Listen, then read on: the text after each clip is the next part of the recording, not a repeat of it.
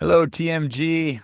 Just want to take a couple of minutes to show you how to give the support staff access to your Engage CRM contacts, right? So this will give them the ability to access your Engage, to add your clients to your contacts in Engage.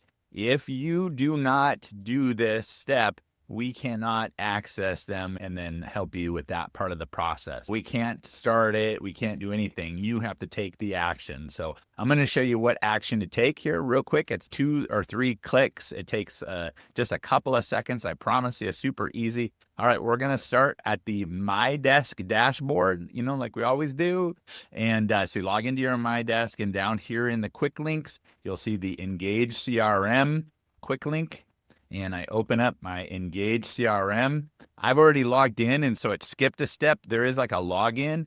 Remember, you don't have to log in to Engage. There's not like another email.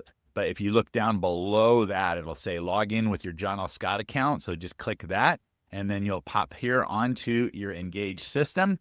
Then you come over here to the right to view profile. Go ahead and click on that. And you can click on either your name or your picture. Either one takes you to the same place. And that takes you over here to your profile settings. And then if you scroll down just a bit, you see here where it says allow office staff to access contacts, right? Allow office staff to access contacts. Make sure you got a check mark there, okay? And then if you do, like I already have my check mark, great, then you're done. If not, go ahead and click on it, add the check mark, and that's it, you're all done. And we'll be able to access your contacts on your behalf. If you need any help with that, let me know. Otherwise, thanks for watching, and I'll talk to you soon.